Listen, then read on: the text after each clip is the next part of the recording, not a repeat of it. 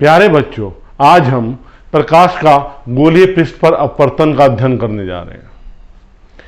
एक ऐसा पृष्ठ जो गोलाकार होता है, किसी भाग का ऐसा पृष्ठ जो क्या होता है, गोलाकार होता है। कैसा माध्यम होना चाहिए? पारदर्शी सममांग माध्यम। पारदर्शी सममांग माध्यम जिसका पृष्ठ गोलाकार होता है क्या कहलाता है? गोलीय पृष्ठ कहलाता है। ये गोलीय पृष्ठ दो प्रकार के होते हैं। कितने प्रकार के गोलीय पृष्ठ होते हैं? दो प्रकार के गोलीय पृष्ठ होते हैं। पहला होता है उत्तल गोलीय पृष्ठ। उत्तल गोलीय पृष्ठ। उत्तल गोलीय पृष्ठ में क्या होता है? इसका भाग क्या होता है? उभरा हुआ होता है। कैसे? जो गोलाकार भाग है वो कैसा होता है? उभरा हुआ होता है। इसका गोलाकार क्या है? उभरा हुआ है। तो ये क्या कहलाएगा? उत्तल गोलीय पृष्ठ। अवतल गोलीय पृष्ठ। अवतल गोलीय पृष्ठ में क्या होता है? गोलीय पृष्ठ। पृष्ठ तो गोलाकार है लेकिन अंदर की ओर है, दबा हुआ है। जब गोलाकार पृष्ठ क्या होता है? दबा हुआ होता है, तो उसे क्या कहते हैं? अवतल गोलीय पृष्ठ कहते हैं। गोलीय पृष्ठ का मध्य बिंदु क्या कहलाता है? ध्रुव कहलाता है। क्या कहलाता है? ध्रुव कहलाता है। और जिस गोले को काटकर ये भाग बनाया गया है उसका केंद्र C, ये क्या कहलाता है? इसका वक्रता केंद्र कहलाता है। वक्रता केंद्र। इसकी जो त्रिज्या है वो क्या कहलाती है? वक्रता त्रिज्या कहलाती है। वक्रता त्रिज्या। ये द्वारक है M1 M2। M1 M2 क्या कहलाएगा? द्वारक। M1 M2 क्या कहलाएंगे हमारे पास? द्वारक। द्वारक क्या होता है? जिस भाग से प्रकाश का अधिकतम अपवर्तन हो रहा है उसका प्रभावी व्यास, उसका प्रभावी व्यास क्या कहलाता है? द्वारक कहलाता है। और जो रेखा ध्रुव और वक्रता केंद्र से पास होती है उसे क्या कहते हैं? मुख्य अक्ष कहते हैं। क्या कहलाती है? Principal axis. तो इसका ध्रुव क्या होगा? ये हो जाएगा। इसका द्वारक M1 M2। ये इसका वक्रता केंद्र कहां पे आ जाएगा? C। इसकी वक्रता त्रिज्या क्या हो जाएगी? R। तो यहां पे विरल माध्यम है और यहां पे कौन सा माध्यम है? सघन माध्यम है। अब हम गोलीय पृष्ठ पर अपवर्तन का सूत्र की, गोलीय पृष्ठ पर अपवर्तन के सूत्र की उत्पत्ति करेंगे। लेकिन उत्पत्ति करने के लिए जो मुख्य अवधारणाएं हैं वो क्या हैं और चिन्ह परिपाटी कैसे लेंगे? जैसे हमने दर्पण के केस में ली थी। क्या ली थी दर्पण के केस में? बता देते हैं एक बार। ध्रुव के उल्टे हाथ की दूरी ऋणात्मक, दूसरे सीधे हाथ की दूरी धनात्मक, ऊपर की दूरी धनात्मक, नीचे की दूरी ऋणात्मक। और गोलीय पृष्ठ पर अपवर्तन के सूत्र की उत्पत्ति के लिए हम क्या क्या अवधारणाएं लेंगे वो बताते हैं। सबसे पहला पॉइंट है कि वो जो गोलीय पृष्ठ का द्वारक छोटा होना चाहिए। दिमाग में बिठाना है, गोलीय दर्पण का द्वारक क्या होना चाहिए? छोटा होना चाहिए। दूसरा वस्तु, जो वस्तु है बिंदुवत वस्तु होनी चाहिए और मुख्य अक्ष पर रखी होनी चाहिए। जो वस्तु क्या होनी चाहिए? बिंदुवस्तु वस्तु होनी चाहिए। बिंदु वस्तु और कहां पे रखनी चाहिए? मुख्य अक्ष पे रखनी चाहिए। आपतन कोण, अपवर्तन कोण छोटे होने चाहिए। आपतित किरण, अपवर्तित किरण और क्या कोण बनाएंगी? मुख्य अक्ष पर कैसे लगाएंगे? अभिलंब पे छोटे कोण बनाएंगे। कैसे कोण बनाएंगी? छोटे कोण बनाएंगे। तो हम गोलीय पृष्ठ पर अपवर्तन के सूत्र की उत्पत्ति करने जा रहे हैं। गोलीय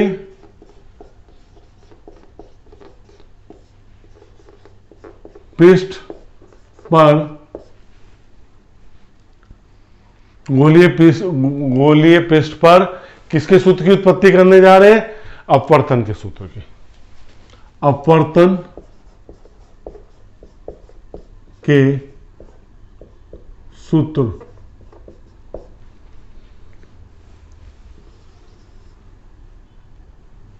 अपवर्तन का सूत्र। इसमें पहला केस हम उत्तल गोलीय दर पृष्ठ के लिए लेंगे। उत्तल गोलीय पृष्ठ के लिए। उत्तल गोलीय पृष्ठ में भी दो केस होते हैं। पहले हम किसके लिए लेंगे? केस फर्स्ट, आभासी प्रतिबिंब के लिए।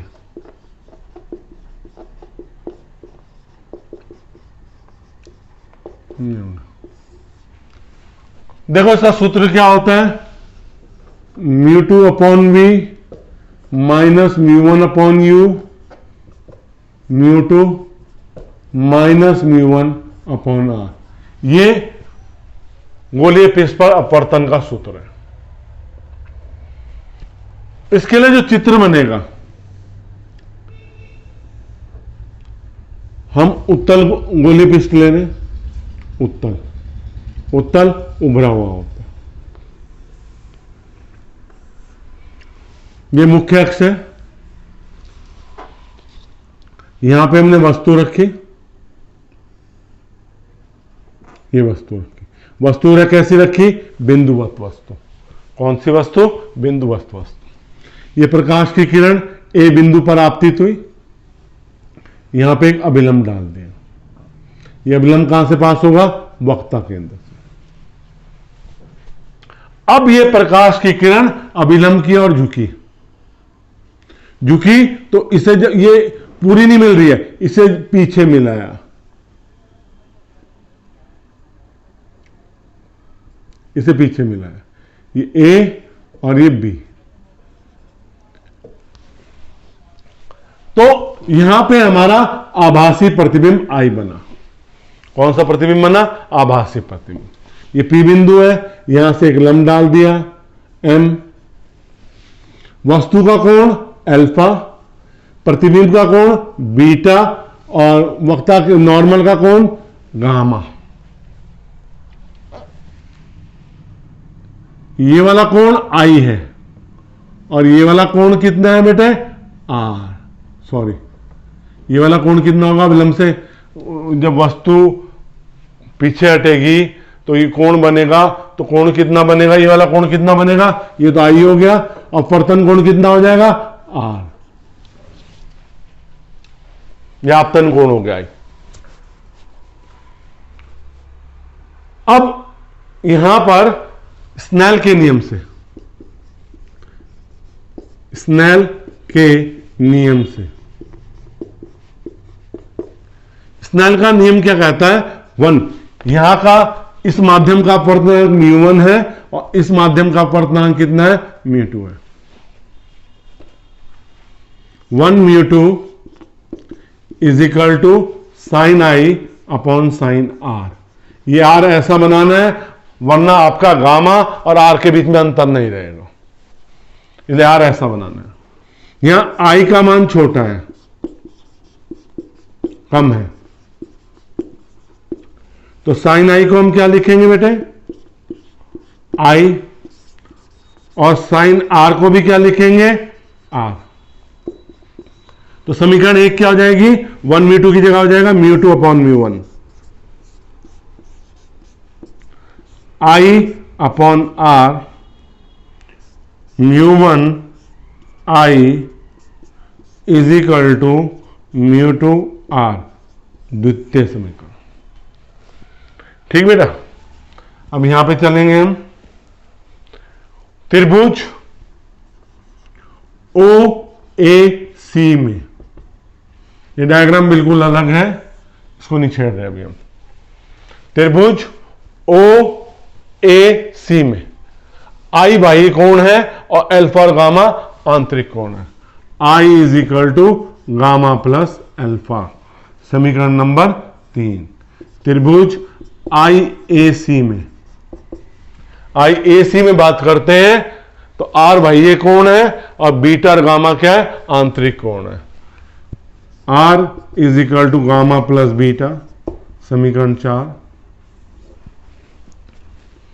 आई व आर का मान किसमें रखा, समीकरण 2 में। तो समीकरण 2 क्या हो गया हमारे पास, mu one is equal to i की जगह क्या आ गया, gamma plus alpha is equal to mu two gamma plus beta. ये समीकरण नंबर क्या होगी, 5। ठीक।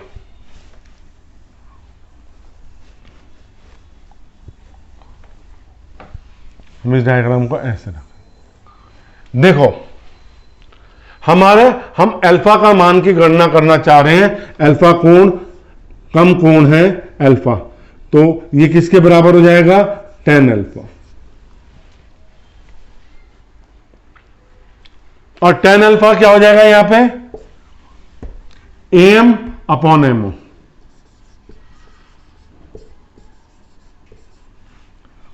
इसको हम लिख सकते हैं am अपॉन पीओ, क्योंकि दर्पण का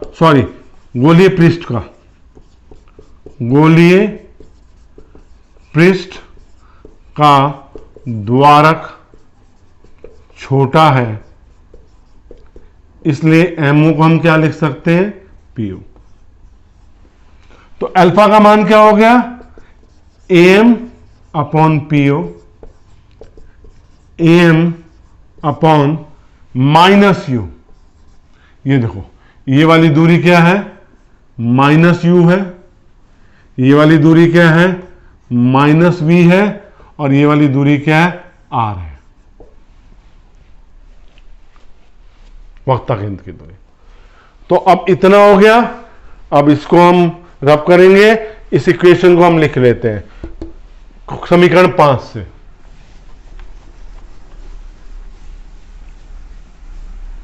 किससे, समीकरण 5 को छोड़ देते हैं हम।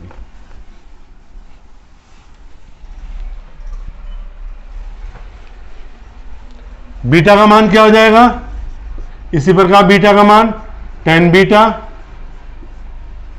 am upon M I, am upon P I, am upon minus V. Gamma का मान कितना हो जाएगा, tan गामा, ये अप्रोक्सीमेट क्या हुआ, am अपॉन एम सी, क्योंकि द्वारक छोटा है, am upon P C, am upon are. ये सभी मान मैं किस में रखूंगा, समीकरण 5 में। किस में, समीकरण 5 में, समीकरण 5 से क्या थी, μ1 gamma plus alpha, μ2 gamma plus beta, मान रखा μ1 gamma am upon r, alpha am upon u, μ2 gamma am upon are, minus am upon v. am common आ गया, क्या लिखा गया, μ1 upon are minus μ1 upon u, am बार आ गया, μ2 upon are minus μ2 upon v, am cut गया, तो क्या आ गया अभी, μ1 upon are minus μ1 upon u, μ2 upon are minus μ2 upon v. इधर देखिए,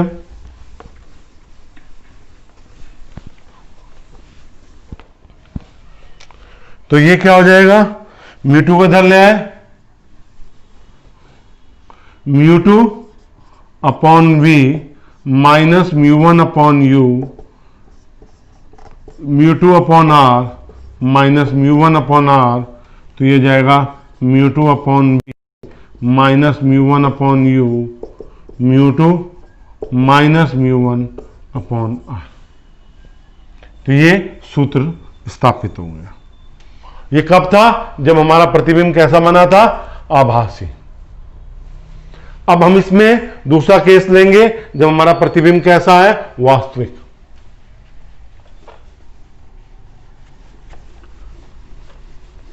हमारा प्रतिबिंब अब कैसा बन रहा है, वास्तविक प्रतिबिंब बन रहा है।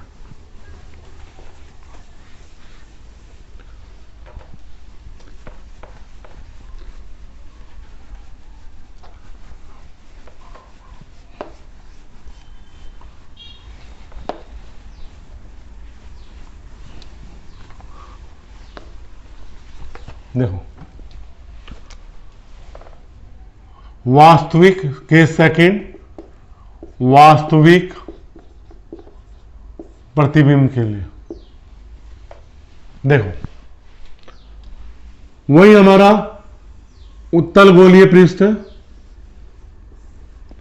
ये मुख्य अक्ष है, ये इसका ध्रुव, प्रकाश की किरण आपतित हुई, अभिलंब डाला यहां पे, ये अभिलंब की ओर झुकी और मुख्य अक्ष पे टकराई, यहां इसका क्या बना, प्रतिबिंब बना। इस माध्यम का अपवर्तनांक कितना है, म्यू2 है। ये कौन, आई, यहां से एक लंब डाला ए, ये लंब एन है। ये कौन, आर, ऑब्जेक्ट का वस्तु वाला अल्फा, प्रतिबिंब वाला बीटा और वक्ता केंद्र वाला गामा, और ये एम। ये दूरी माइनस यू, ये दूरी आर और ये वाली दूरी वी। वैसे ही करेंगे बिल्कुल स्नेल के नियम से।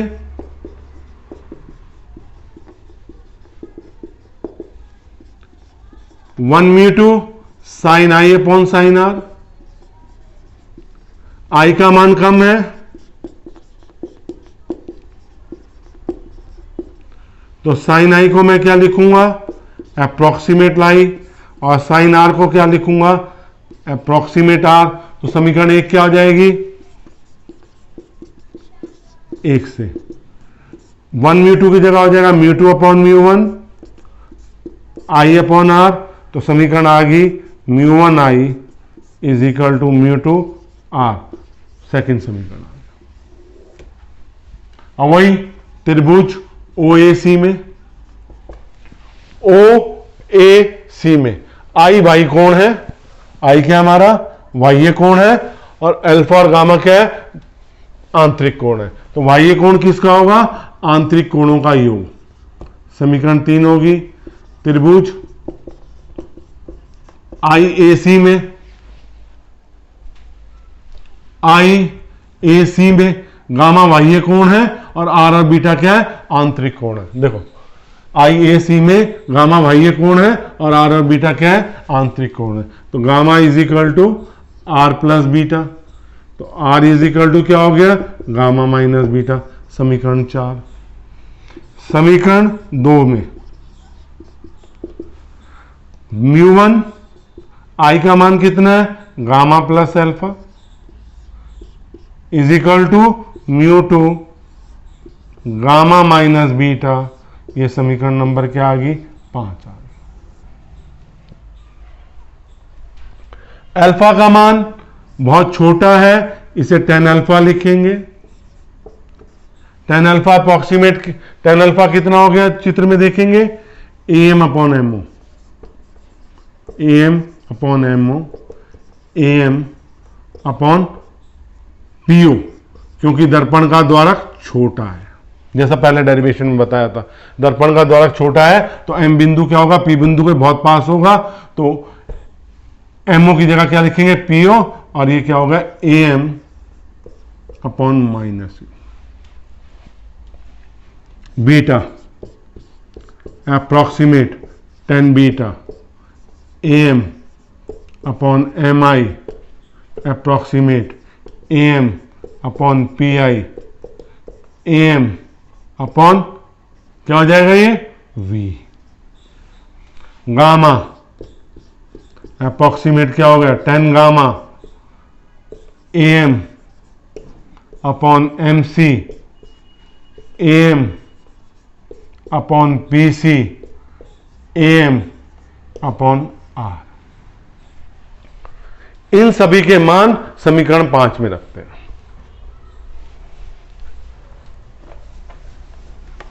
इन सभी के मान किस में रखते हैं समीकरण 5 में।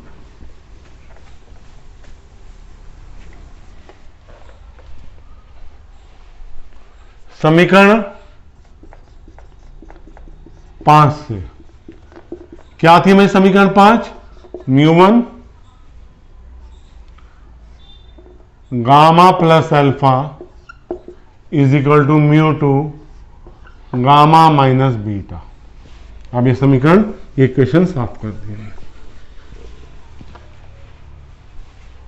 तो अब क्या हुआ μ1 गामा की जगह क्या रखा हमने AM अपॉन आर, अल्फा की जगह minus AM upon you minus sine है μ2 AM upon are minus AM upon v. AM common हो जाएगा, क्या बचा आपके पास μ1 upon are minus μ1 upon u. AM ले लिया बाहर μ2 upon are minus μ2 upon v. AM से AM कट जाएगा μ1 upon are minus μ1 upon u μ2 upon are minus μ2 upon v. तो इधर आ जाएगा ये μ2 upon we minus μ1 upon u, ये μ2 upon are minus μ1 upon r. क्या हो जाएगा ये μ2 upon we minus μ1 upon u μ2 minus μ1 upon are. ये उत्तल गोलीय पृष्ठ पे वास्तविक प्रतिबिंब के लिए वही सूत्र आया जो आभासी के लिए आया था। ठीक है, अब हम नेक्स्ट करेंगे अवतल गोलीय पृष्ठ। अवतल गोलीय पृष्ठ जो है आभासी प्रतिबिंब ही बनाता है, उसमें एक ही केस है, इसमें ज्यादा केस नहीं है, तो इसलिए उस केस को हम डिस्कस करेंगे। कौन सा पृष्ठ अवतल गोलीय पृष्ठ।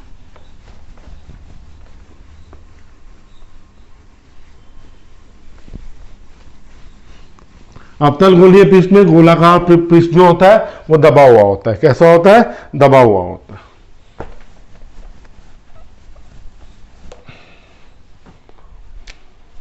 अवतल गोलीय पृष्ठ, अवतल गोलीय पृष्ठ ऐसे होता है, देखो बेटा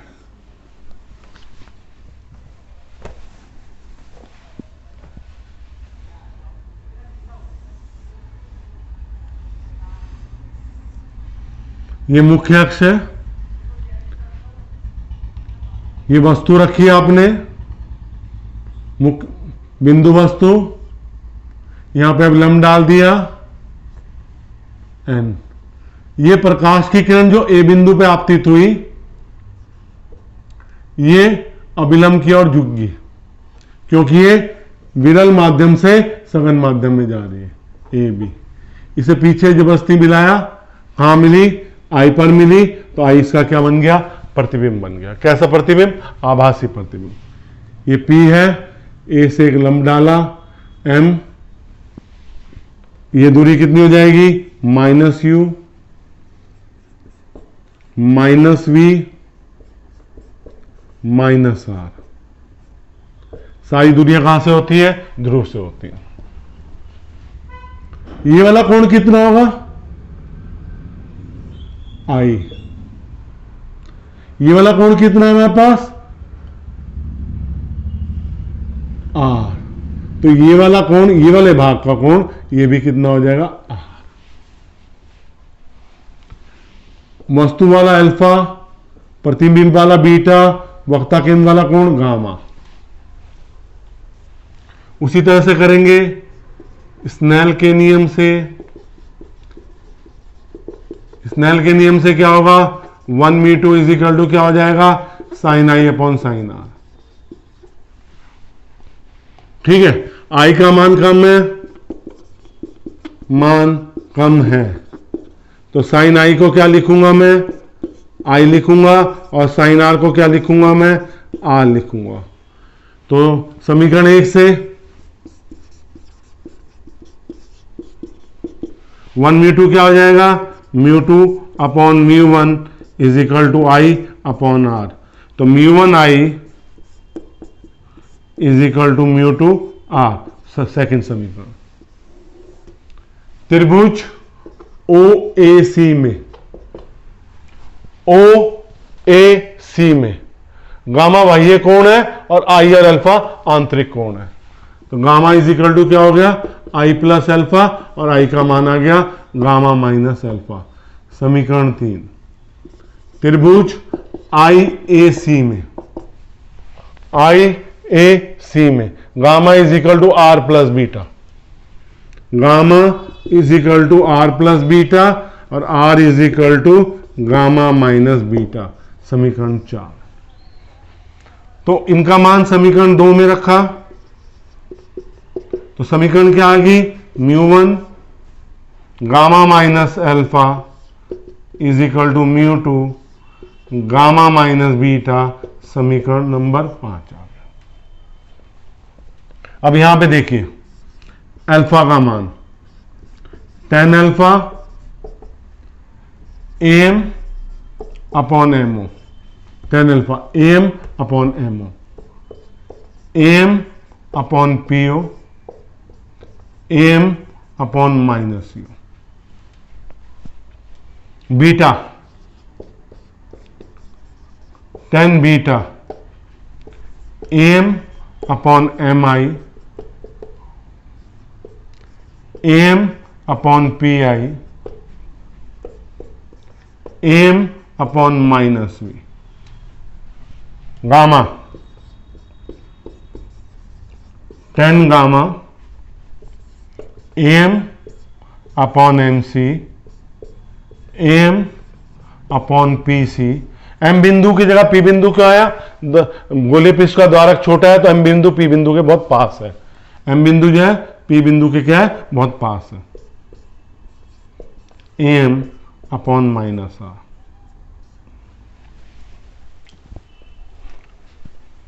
अब कौन सी समीकरण से, समीकरण 5 से।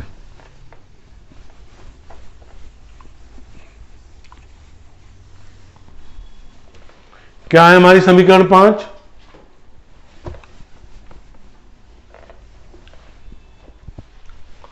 समीकरण 5 से μ1 gamma minus alpha is equal to μ2 gamma minus beta. μ1 am upon are minus R, am upon minus U, μ2